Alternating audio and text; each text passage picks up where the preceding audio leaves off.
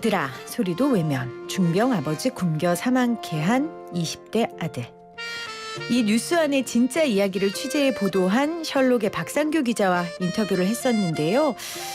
오늘 이 아들이 이 도영 씨였죠. 도영 씨가 대법원 선고를 받았습니다. 셜록의 박상규 기자와 이야기 나눠볼게요. 어서 오세요. 예, 안녕하세요.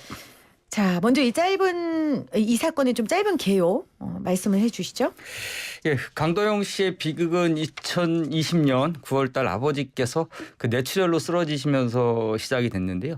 당시 아버지는 이제 응급 수술을 통해서 생명은 좀 잘 건지셨지만 그 온몸이 마비됐죠. 오른손과 다리 빼고 온몸이 마비돼서 누워서 생활하는 처지가 됐고. 약 8개월간의 수술과 입원 치료 받으면서 병원비가 2천만 원 정도 청구가 됐는데요.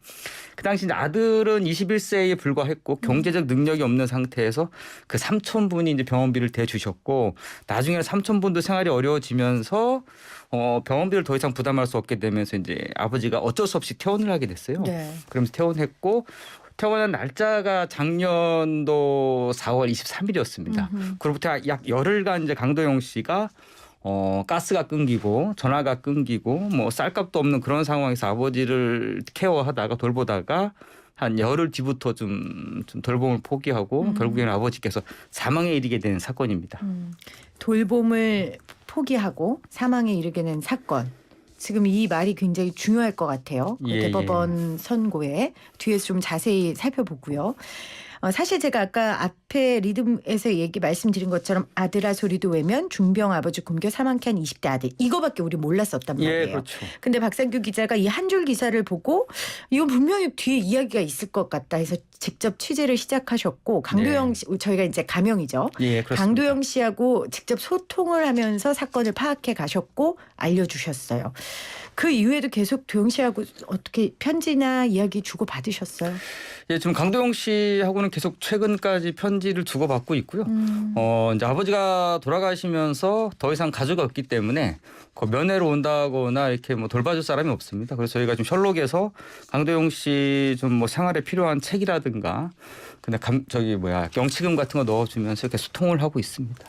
최근에 받은 상금도 우리 도영 씨 위해서 쓰셨다고요, 기자님이? 예, 강도영 씨 보도로 저희가 조금 운 좋게 국가인권에서 주는 인권보도상을 받았는데요. 이제 강도영 씨가 나오면은 당장 살 집이 없기 때문에 그 상금을 강도영 씨 집을 구하는데 쓰기로 저희 셜록은 결정을 했습니다. 아유, 참. 대단하십니다.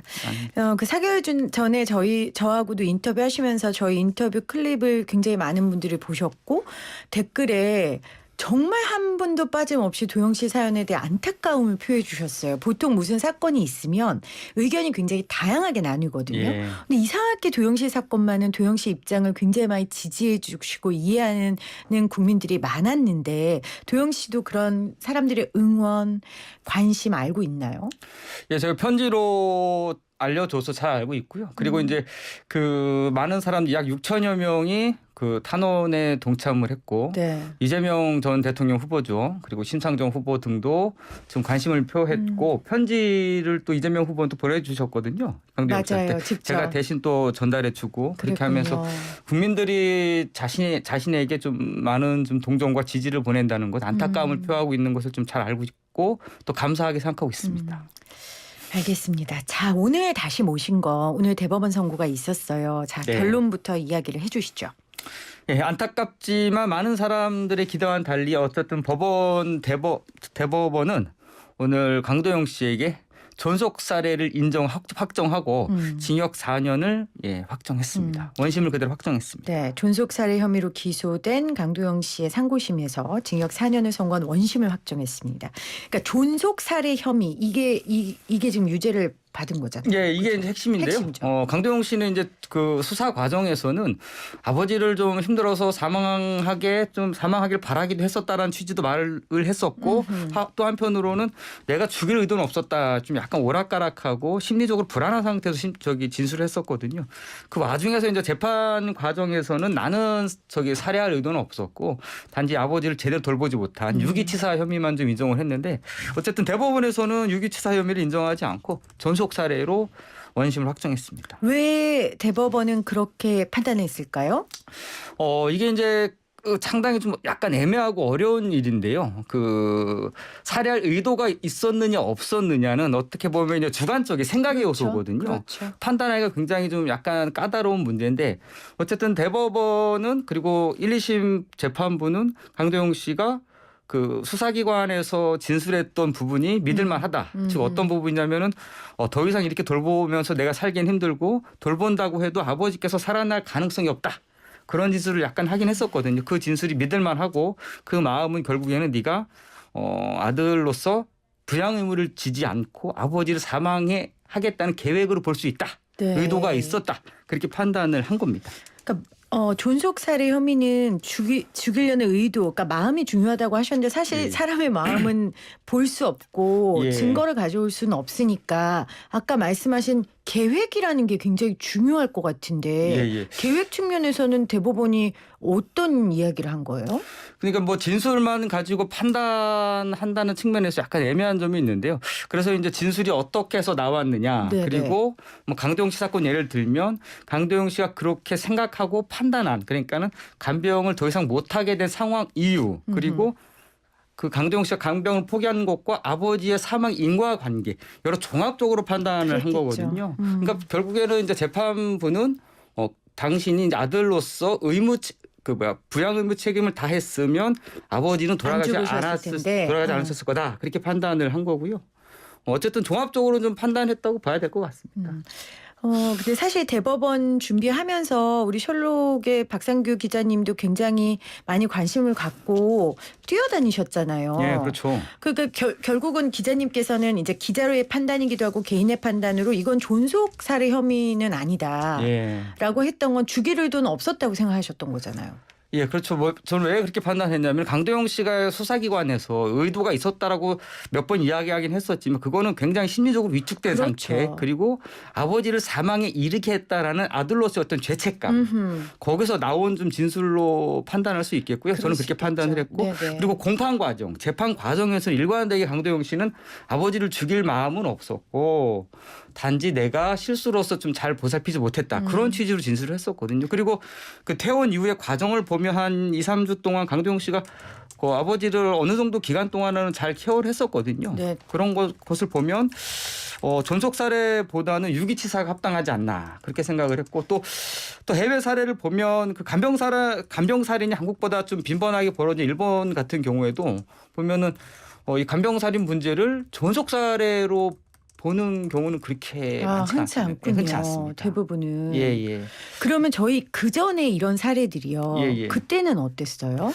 그러니까 한국에서 물론 이제 케이스마다 다르긴 한데 이 존속 사례가 인정되는 경우가 그렇게 많지는 않아요. 가령 이제 다른 사건 예를 들면 세월호 사건 같은 경우에 이준석 선장한테는 당신 이 배의 지배자였고 책임자였고 당신 역할을 잘 수행했다고 하면 뭐 대피 명령을 내렸으면 승선했던 사람들은 대부분 살 수 있었다.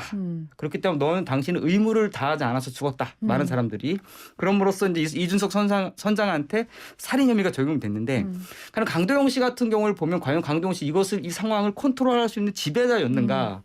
강도영 씨가 최선을 다했으면 과연 아버지는 생존할 수 있었을까? 그 문제는 좀 다르거든요.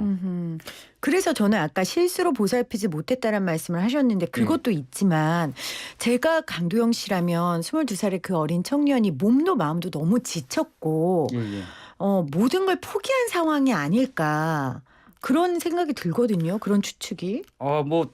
그 피디님 추측이 사실이기도 했습니다. 강도영 씨는 아까 말씀드린 대로 가스가 끊긴 상태였고 쌀값도 없어서 2만 원을 다른 친척한테 빌려달라고 요청하는 상태였고 뭐 전화기도 끊겼고 월세도 밀렸고 그러니까 자기 보험 하나 살피기 힘든 상황이었고 아버님을 케어할 수 있는 돌볼 수 있는 상황 자체가 아니었어요. 예. 근데 이제 재판부에서 그런 지적을 한번 하긴 했었습니다. 2심에서 공공기관에 왜 요청하지 않았느냐 그렇게 했는데 강도영 씨는 그 부분은 자기 실수이기는 하지만 내가 거기까지 생각할 여력이 없었고 또 아버지 장애 진단이라든가 그런 걸 받으려면 5만 원 정도의 또 이 검사비를 내야 되는데 나는 5만 원조차 없었다. 그리고 나를 도와주는 사람이 아무도 없었기 때문에 외부의 도움을 요청한다는 생각 자체를 할 수가 없었다라는 취지로 이야기를 했었거든요. 그런 걸 보면 좀 재판부의 판단을 존중하긴 하지만 여러 지점에서 좀 아쉬운 점이 있습니다. 예. 그러니까 재판부에서도 강도영 씨 아버지가 태어나기 전에 아버지의 동생 삼촌한테 생기 지원이나 장애 지원을 받으려면 이러이러한 절차를 밟아라라고 알려줬는데 예. 도영 씨가 주민센터를 방문한다든지 이런 일 하지 않았다. 예. 그러니까 노력하지 않았다. 예. 그러면서 이제 존속 사례를 적용한 겁니다. 근데 사실 이게 이제 무기력한 상황인 거잖아요. 근데 이제 그렇죠. 무기력이라는 증상이 정신과 적인 질환이에요. 사람이 예. 너무 힘들고 어려우면 예. 그런 상황이 되기 때문에 예. 그런 측면에서 저도 좀 아쉬운 면이 있네요. 이런 판결이. 예. 그러니까 뭐 한국이 선진국가로 진입을 했고 많은 복지제도가 있는데 그럼에도 불구하고 사각지대가 존재하거든요. 위험에 처한 사람들한테 보통의 사람들은 왜 외부의 도움을 요청하지 않았느냐라고 하는데 정작 위험에 처한 사람은 자기 가난을 입증하고 타인한테 손을 내민다는 것 자체가 맞습니다. 어려운 일이고 맞습니다. 그런 생각을 하고 알아보는 것 자체가 그분들한테는 많은 부담스러운 일이 될 수 있거든요. 결국엔 좀 발굴주의로 국가 정책이 가야 되지 않나 그런 생각을 하고 있습니다. 이게 한 개인의 한 가정의 불행사만이 아니라 예. 사실 이 재판 결과를 두고 앞으로 우리 사회에 여러 가지 화두가 될 수 있는 거잖아요. 예. 어떤 파장이 있을 거라고 보세요? 저는 이번 대법원 판단이 살짝 많이 아쉬웠던 부분 중에 하나는 이게 이제 다른 한국 사회가 이젠 고령화 국가이기 때문에 이제 이런 초고령화로 예, 들어가죠. 그렇죠. 간병 살인 문제가 일어나면 안 되지만 더 지금보다 많아질 많이 일어날 수밖에 없거든요. 그럴 때 좋은 판단 근거가 될 수 있다고 생각을 했거든요. 만약에 이게 전속 사례가 아니고 유기치사가 되면 그런 점에서 이제 그 간병의 문제를 과연 간병으로서 나쁜 결과가 초래됐을 때 그것을 개인의 책임으로만 과연 봐야 될 것인가. 이 지점에서 이번 판단이 좀 약간 안 좋은 판단 근거가 되지 않을까, 판례가 되지 않을까 그런 생각을 좀 하고 있습니다. 저희 방송에도 많은 분들 댓글 달아주실 때 응원이 많았다고 했잖아요. 예. 제가 그 이유를 생각해 보면 모두가 다 도영 씨도 될 수 있고 도영 씨 아버지도 될 수 있다고 감정이입을 한 게 아닐까. 그만큼 지금 기자님의 말씀하신 것처럼 이 간병살이는 우리 사회에 너무 큰 앞으로 과제가 될 것 같아요. 그래서 예. 참 저도 마음이 무겁습니다. 예, 안타까운 일이죠. 지금 도영 씨 마음이 어떨지 아직은 뭐 소통하거나 하시지 못하셨죠. 최근에 저희한테 편지가 왔는데 밖에 잘 재판 결과 좋게 나와서 빨리 좀 밖에 나가게 되면 아버지 장례식을 다시 치러주고 싶다라는 의견을 밝혔었거든요. 장례식을 못 치렀죠. 강도영 씨는 그렇죠. 자신이 바로 구속이 됐기 네. 체포가 됐고 구속이 됐기 때문에 장례를 못 치렀어요. 자기 대신 그 삼촌이 장례를 치렀는데 삼촌 분도 이제 그 형님이 갑자기 아픔으로써 자기 경제적 위기까지 닥쳤기 때문에 가족에 또 불화가 생긴 거예요. 그럴 수 있죠. 그러면서 형님의 그 시신을 어쨌든 화장을 해서 잘 모시고 싶었지만 감정이 그렇지 않았기 때문에 현재 아버님 무덤도 없고 예 그런 그렇습니까? 상황이고 어쨌든 강도영 씨는 밖에 나오면은 아버지를 다시 좀 장례 치러주고 싶다라는 의견을 밝혔는데 그게 좀 앞으로 한동안 더 유예되게 그렇네요. 생겼습니다. 근데 존속 사례가 원래 4년형은 좀 가벼운 형이죠, 상대적으로. 예, 맞나요? 존속 사례는 보통 7년부터 그쵸. 시작을 하거든요. 그렇게 보면은 재판부에서 최대한 형량을 좀 낮춰준 거죠. 그 이유는 일단 어린 나이에 간병 책임을 졌다라는 것에 대해서 재판부도 인정을 했고 그리고 강도영 씨가 반성을 하고 있고 경제적으로 능력이 없었다라는 점을 참작을 해서 일단 장량 감경이라고 하거든요. 그걸 네. 재판부가 좀 형을 깎아주는 건데 최대한 깎아주는 게 3년이고 그래서 좀 어떻게 보면 존속 살해 혐의로서는 징역 4년 나온 것은 재판부로서는 가장 낮춰준 형량으로 봐야 됩니다. 재판부도 이 상황은 분명히 참작한 건 맞다. 예. 알겠습니다. 자, 오늘 대법원 판단이 있었습니다. 그래서 최초로 이 기사의 뒷이야기를 취재해 주신 우리 박상규 기자와 이야기 나눠봤는데 결국 우리 사회에 또 다른 과제가 생겼습니다. 자, 이제 윤석열 정부가 이 문제를 이제 어떻게 해결하고 바라봐야 될지를 좀 살펴보고 싶은데 윤석열 당선자가 도영 씨 사건에 대한 직접적인 언급은 일단 없었죠. 예, 그 당시에. 특이하게 혼자 주요 대선 후보 중에서 혼자 없으셨습니다. 없었고 예. 간병 살인에 대한 공약이 있었습니까? 그것도 제가 없었던 걸로 기억하는데. 간병 살인보다는 이제 간병비 요양병원에서의 간병비를 급여화하겠다 그런 공약을 내세웠었죠. 그러니까 첫 보건의료 공약으로 요양 간병 걱정 없는 나라를 내세웠었고 말씀하신 게 했는데 근데 저는 그것만으로 이 간병 살인이라는 아주 이거 특수하고 아주 극단적인 상황이지만 이 문제가 대안이 될까 이런 생각이 좀 들어서요. 일단은 만약 강도영 씨 사례를 보면 특징은 이제 영케어러 그러니까는 젊은 사람들이 부모든 타인을 돌봐야 되는 상황 그것을 바로 영케어러라고 하는데 그분들에 대한 대책은 구체적인 대책은 좀 빠져 있다고 봐야 되겠죠. 그러니까 외국은 영케어러 관련해서 구체적 대안들이 있죠. 그렇죠. 왜냐하면 이제 약간 나이 드신 분들이 뭐 부모를 부양하는 것과 젊은 세대가 부모를 타인을 돌보는 상황과 좀 다르거든요. 자기 꿈을 포기해야 되고 경제적으로 능력이 없고 그렇기 때문에 좀 그 20대 영케어러한테는 뭐 직업에 대한 정보를 제공한다거나 학업을 이어갈 수 있게 좀 더 뭐 배려한다거나 그런 구체적인 정책들이 있죠. 근데 한국은 현재 강도영 씨 사건이 이슈가 되면서 범정부 차원에서 이제 좀 대책을 수립하고 있습니다. 그 1단계로 다양성 현재 1단계로 영케어러가 현재 한국에서 어느 정도 규모로 존재하고 있는지조차 모르기 때문에 일단 실태 조사를 벌이기로 했고 그 후에 이제 맞춤형 대책을 마련한다라는 게 정부 대책이고 그리고 뭐 영케어러 종합 지원 대책을 담은 법률도 지금 검토하고 있다고 합니다. 그리고 서울에서는 서대문구가 시범 사업을 하고 있고요. 그러니까 영케어러 대책은 환자의 케어만이 아니라 그 젊은 보호자의 앞으로 미래의 계획을 세우고 자립할 수 있도록 도와주는 것까지 들어가야 되는 거네요. 그게 핵심이네요, 또 하나. 그렇죠. 이제 뭐 학업 계획, 직업을 구할 수 있게 준비할 수 있는 어떠한 대책 그런 게 필요하죠. 어찌됐건 지금 세상과의 다리의 역할을 우리 박상규 기자가 하고 계세요. 도영 씨에게. 고맙습니다. 도영 씨 한테 이 방송이 들리진 않겠지만 그래도 도영 씨에게 한마디 한다면 무슨 이야기 해주고 싶으세요? 아직 너무 꿈을 포기한다거나 자책을 하기에는 좀 너무 젊은 나이라고 생각이 들고 물론 교도소 안에서 많은 좀 반성과 성찰을 하겠지만 좀 이 시간 동안 모든 걸 자책으로만 여기지 말고 좀 충분하게 생각을 하면서 공부하면서 그렇게 시간을 보내면 좋겠고 그리고 강도영 씨한테는 주변에 도와주는 어른 한 명만 있었어도 이런 일이 안 벌어졌거든요. 비극이. 근데 어쨌든 간에 저희 셜록이 생각하고 있는 것은 그 한 명이 앞으로는 당신 인생에서 그 한 명이 우리가 되어주겠다. 셜록이 되어주겠다. 그런 생각을 하고 있기 때문에 좀 희망을 갖고 용기를 냈으면 좋겠습니다. 네.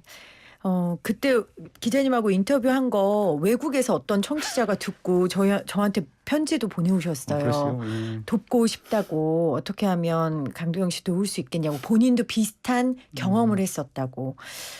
이 모두의 일이고 상황이 될 수 있다는 걸 유념하면서 아까 그 한 명의 어른을 셜록이 돼주겠다고 하셨는데 셜록에게만 너무 무겁게 두지 말고 사회적인 합의와 약속을 좀 이루어 나가면서 그 무게를 좀 같이 나눠줬으면 좋겠습니다. 오늘 고맙습니다. 네, 고맙습니다.